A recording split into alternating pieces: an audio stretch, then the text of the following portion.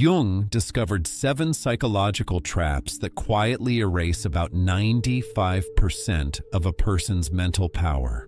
They're invisible prisons, places you step into every day without noticing, where your spirit is slowly corroded.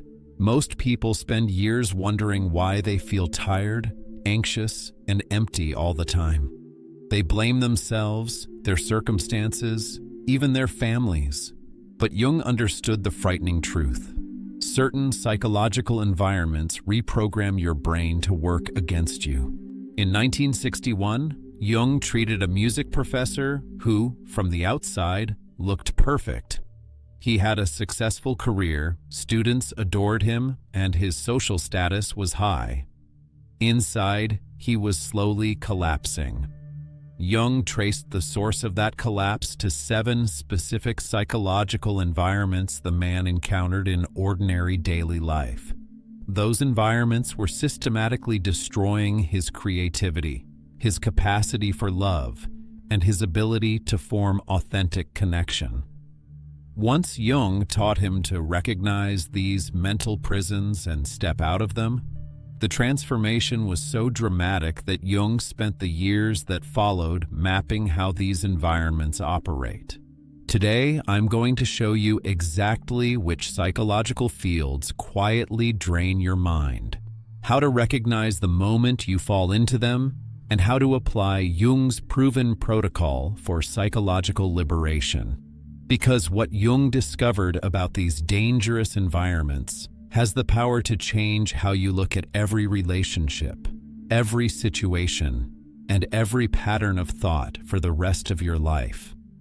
The first, and most insidious, place Jung identified is the arena of mental slavery. Here, you make your worth totally dependent on the approval of others, like an addiction that never satisfies. Jung's patient could read people's expressions, tone of voice, and body language with eerie accuracy, not out of empathy, but out of survival. He lived in constant fear that someone would disapprove of him. Every conversation became a performance designed to win approval. Every decision passed through the filter. What will they think? Jung saw that this wasn't kindness or social awareness. It was the feeling of a psychological prison. When your mind falls into the approval-seeking trap, something specific happens. Research by Dr. Edward Deci at the University of Rochester shows that external approval suppresses the neural pathways responsible for intrinsic motivation. Your brain literally forgets how to power itself from within. Approval addiction creates what Jung called conditional existence. You feel real only when others signal that you're acceptable. The patient told Jung, "Unless someone tells me I'm enough, I don't exist. When I'm alone, I feel like I disappear." This environment is especially toxic because it wears a positive mask. Society rewards people-pleasers and calls them kind, considerate, self-sacrificing. Jung understood the psychological cost. Approval addicts never develop authentic self-knowledge because they're too busy scanning for other people's reactions. There are warning signs that you've entered the arena of mental slavery. If a stranger seems angry with you, you feel physical anxiety. You apologize constantly, even for things that aren't your fault. Your opinions change depending on who you're talking to.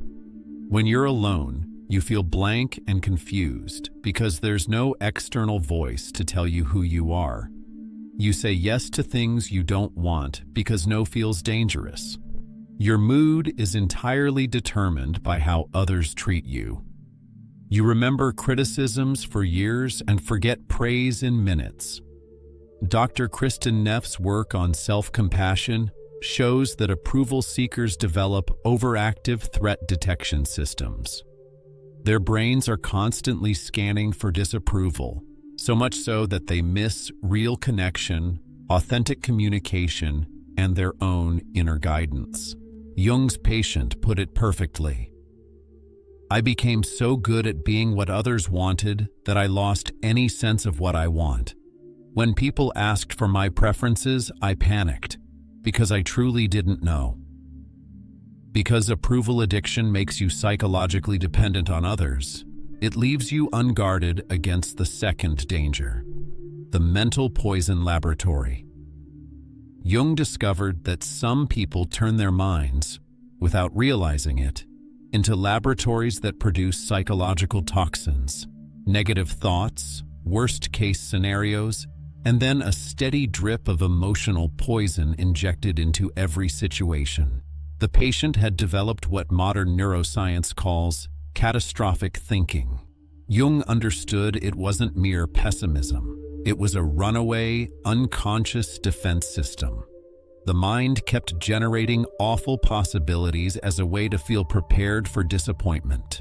"I think of everything that could go wrong," the patient told Jung, "because if I expect the worst, I won't be shocked when it happens. It feels like protection, but I'm unhappy all the time." Here's the neurological trap. Research by Dr. Rick Hansen at UC Berkeley shows that the brain has a natural negativity bias. For evolutionary survival, we remember bad experiences more vividly than good ones. Inside the poison lab, this natural bias turns pathological. Your brain literally builds neural superhighways for negative thinking, while the pathways for the positive atrophy from disuse. Jung called it shadow projection, unconsciously spreading your inner darkness across outer reality. The patient would walk into a beautiful garden and notice the dead flowers first. He'd hear a compliment and search for the hidden criticism. He'd feel a moment of joy and immediately wonder when it would end. His mind had become a factory that turned neutral experiences into psychological toxins. This environment is dangerous because it feels intellectually honest. The patient believed his catastrophizing made him realistic, prepared, even wise. Jung saw the truth. It wasn't wisdom. It was self-torture disguised as insight. There are warning signs that you've fallen into the poison lab. Your first thought about something good is what could go wrong. You interpret neutral events as probably negative. You rehearse arguments that haven't happened yet. You feel emotionally exhausted by your own thinking. You believe expecting the worst protects you from disappointment. You notice what's wrong faster than what's right. When you do feel genuine happiness, you feel guilty or naive. Dr. Martin Seligman's work on learned optimism shows that chronic negative thinking shrinks the prefrontal cortex and enlarges the amygdala. Your brain is physically rewired for fear and gloom. "I thought I was being smart by preparing for the worst," the patient told Jung, "but I was actually creating everything I feared." Because the poison lab weaponizes your thoughts against you, it leaves you open to the third danger, the emotional desert. Jung saw that some people bury their emotional needs so deeply that they forget they even have them. The patient came from a perfect family. They never fought, problems were ignored, and appearances mattered more than real connection. "We never argued," he told Jung, "but we never really talked either. I learned that having needs was selfish, and expressing pain was weakness." This place creates what Jung called emotional hunger. Emotional needs don't disappear when ignored. They inflame the unconscious, producing anxiety, depression, and a vague hollowness. Research by Dr. Sue Johnson at the University of Ottawa shows that emotional suppression in relationships dysregulates the nervous system. Because your needs are chronically unmet, your body remains in a state of stress. The most dangerous thing about this place is how normal it feels. "I thought we were a close family because we never fought," the patient said. "I didn't realize that avoiding conflict meant avoiding intimacy." There are warning signs that you've wandered into the emotional desert. You feel lonely even when surrounded by people. Instead of healing from pain, you've learned to carry it. Asking for support feels selfish or weak. Your feelings are strong, but there's no safe place to express them. The peace in your relationships feels fragile, as if real honesty would shatter it. Jung found that people in this place develop a deep disconnection from their own emotional reality. They know something is wrong but can't name it, because naming it would violate the unspoken rules of the family or group. Because the emotional desert disconnects you from your inner voice, it leaves you vulnerable to the fourth danger, the vortex of chaos, a constant swirl of mental stimulation that drowns out your inner guidance until you can no longer hear yourself. The patient lived in this state. Newspapers demanding attention, radio shows feeding worry, social gatherings draining his energy, work demands following him home. He filled every quiet moment with reading, talking, or activity because silence felt unbearable. Jung recognized that this wasn't preference, it was avoidance. The patient feared what he might discover in silence, unresolved pain, difficult decisions, parts of himself he didn't want to face. Research by Dr. Adam Ghazali at UCSF shows that chronic mental stimulation disrupts your ability to form coherent thoughts and make clear decisions. The prefrontal cortex becomes overloaded and starts outsourcing choices to impulse to reduce cognitive load. Jung called it psychic fragmentation. When your attention is scattered, you lose the ability to integrate experience into wisdom. The patient consumed enormous amounts of information, but none of it turned into understanding. Here's the trap. Chaos is addictive. The brain adapts to high stimulation, then craves even more to feel normal. Quiet moments trigger anxiety because your nervous system has forgotten how to self-regulate. There are warning signs you've entered the chaos vortex. Silence immediately pushes you to grab a book, a phone, or turn something on. You hold strong opinions about everything but understand nothing deeply. You feel busy, yet can't recall what you achieved. Slowing down triggers anxiety instead of peace. You consume information constantly but feel empty inside. I keep myself busy, the patient told Jung, because when I stop, everything I've been avoiding catches up to me, but I'm exhausted from running. Because the vortex trains you to flee your inner voice, it leaves you exposed to the fifth danger, the Chamber of Self-Betrayal, the place where you systematically ignore your needs, your instincts, and your truth. This is the most insidious place because it happens gradually. Everything in you screams no, and you say yes. You stay in draining relationships because leaving seems harder than enduring. You choose comfort over growth, safety over authenticity. I became so good at ignoring my gut that I no longer had one, the patient said. I made every decision based on other people's expectations, what looked practical, or whatever would avoid conflict. Dr. Bessel van der Kolk's work on trauma shows that chronic self-betrayal severs you from the wisdom of your own body. Ignore those signals long enough, and you lose the ability to recognize what you need, want, or feel. Jung called it loss of soul, not a mystical idea, but a psychological reality, alienation from your essential self. I felt like I was living someone else's life, the patient said. I couldn't remember the last time I chose something because I truly wanted it. This place is especially dangerous because it masquerades as maturity, responsibility, or sacrifice. Society often rewards self-betrayal, which makes it hard to recognize as a problem.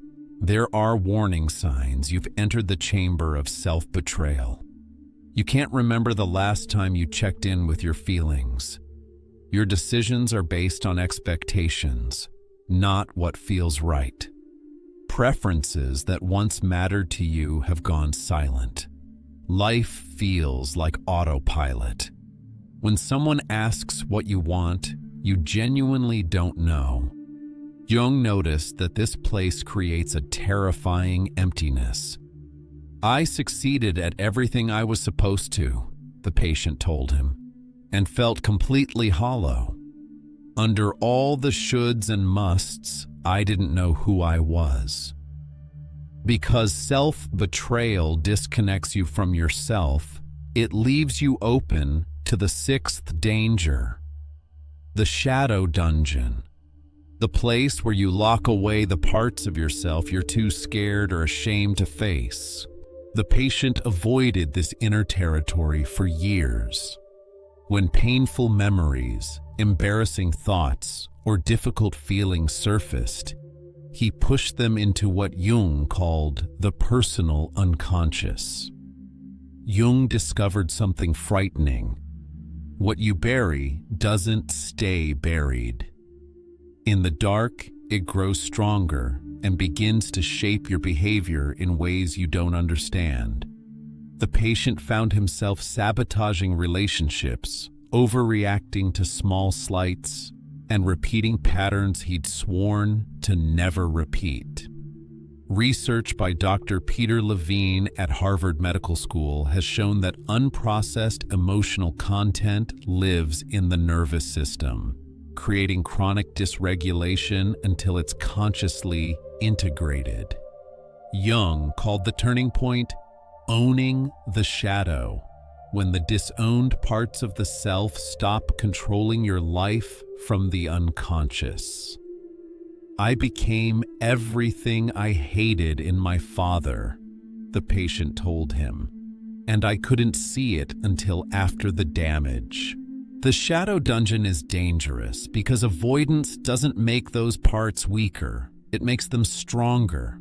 They show up as projection, addiction, sudden rage, or inexplicable self-sabotage.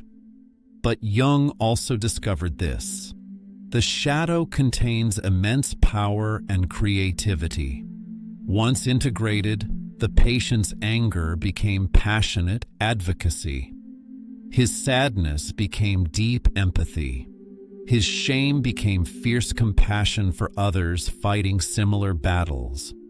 There are warning signs you're avoiding the dungeon.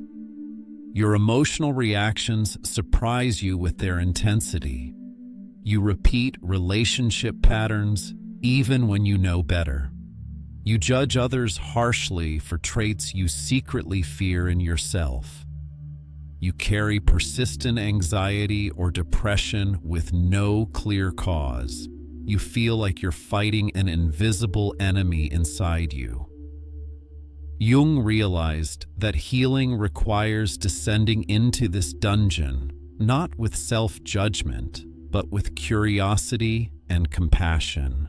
Now that you can recognize these 7 dangerous places, how do you escape them?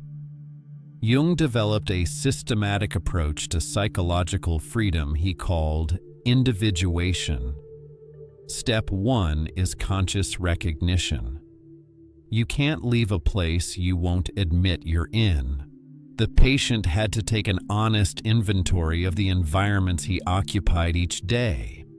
This requires ruthless honesty without self-condemnation. Step 2 is environmental audit. Review every space you regularly enter, physical and digital. Jung taught that awareness converts unconscious influence into conscious choice. Ask yourself, does this environment help me grow, or does it keep me small? Step 3 is strategic withdrawal. You don't have to abandon your life, but you must limit exposure to toxic psychological environments. The patient began with small moves: less time in toxic social circles, clear boundaries with negative people, and daily periods of solitude and reflection. Step 4 is conscious integration.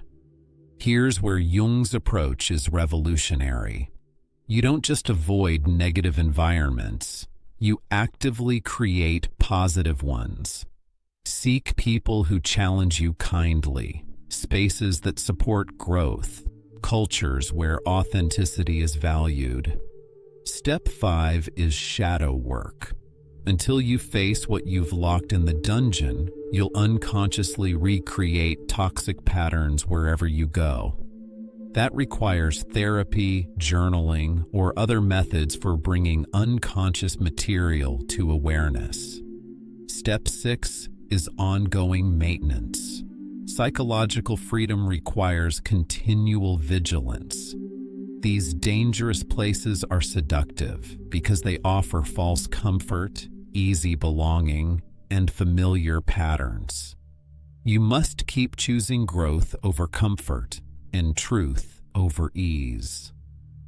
6 months later, the patient told Jung, "I didn't realize how much mental energy I was spending in those toxic spaces.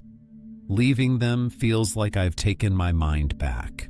Jung documented extraordinary transformations when people left these traps. The patient's story became a template for thousands seeking psychological freedom. Within 3 months of leaving the arena of mental slavery, his critical thinking soared. He began questioning assumptions, seeking diverse perspectives, and choosing evidence over groupthink. After escaping the poison lab, he discovered passions and goals that were genuinely his. He stopped measuring his value by comparison and pursued work aligned with his values instead of his image. Leaving the emotional desert was harder because it required entirely new communication skills he'd never seen modeled. He had to learn to name needs, set boundaries, and ask for support. Escaping the chaos vortex meant building tolerance for silence, boredom, and the anxiety that initially appears when quiet returns. Jung knew that wisdom emerges only in the contemplative field. The Chamber of Self-Betrayal demanded the scariest change, making decisions based on his own truth rather than external expectations. It disappointed some people, yes, but it finally allowed him to live authentically. Work in the shadow dungeon continued, but with each integration he became more whole, more compassionate, and less likely to project his problems onto others. Jung observed that people who left these places didn't just feel better, they became different people. Their relationships improved. Decision-making cleared. They developed what Jung called psychological sovereignty. The patient's transformation revealed something profound about environments. When you change your relationship to them, the environments themselves begin to change. His family initially resisted his new boundaries and emotional honesty. Because it threatened familiar patterns, they tried to pull him back into silent suffering. Jung taught him to maintain his changes with compassion rather than aggression. Slowly, his authenticity gave others permission to be real.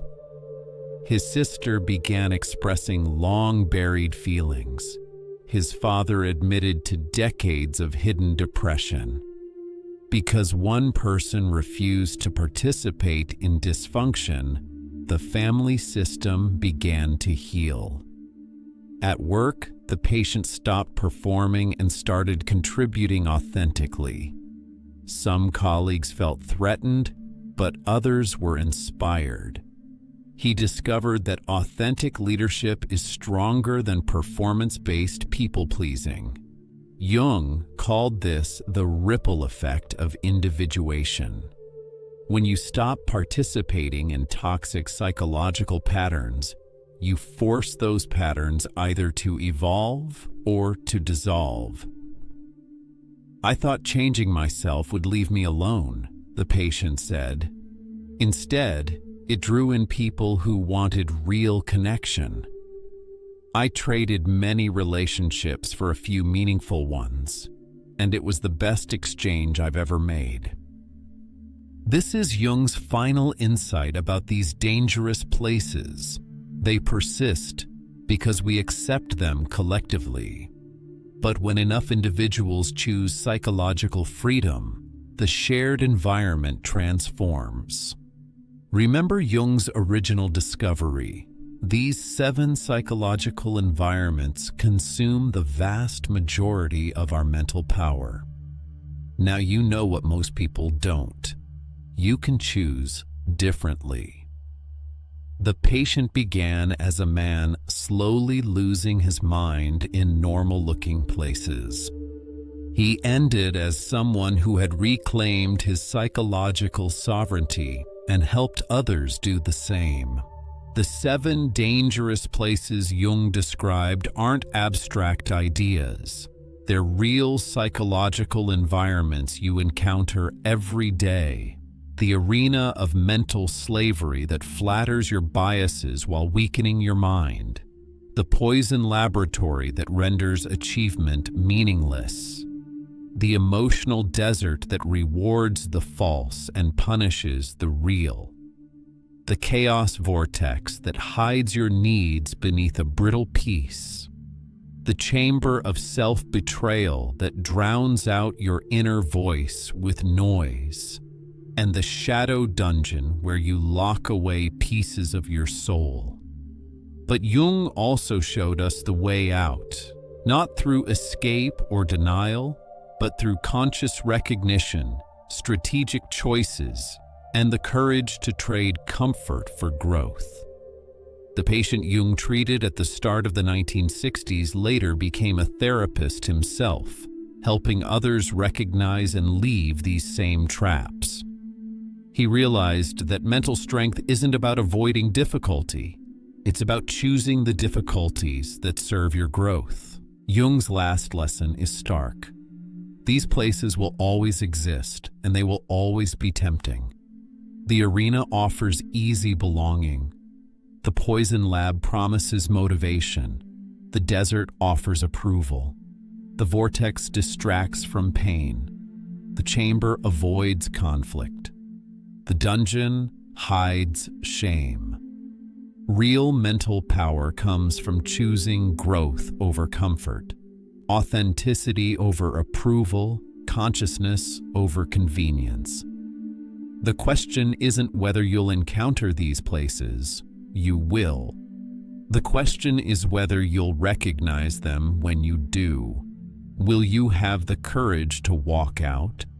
And will you help create the kind of psychological environments where others can be free too? Jung believed the future of human consciousness depends on individuals brave enough to choose psychological freedom over collective unconsciousness. That choice begins by admitting where you are and deciding where you want to be. Your mind is not your enemy, but the places you allow it to live might be. Which of these dangerous places have you been spending too much time in? Share the recognition in the comments. Sometimes naming where we are is the first step toward psychological freedom. For more insights that can transform your relationship with your mind, subscribe. And if you're ready to go deeper into Jung's work on psychological transformation, watch my video on the most dangerous Jungian sign to watch for. It explains how to recognize when someone is projecting their unconscious shadow onto you, and why immediate distance may be your only protection. Thank you for watching. See you in the next one.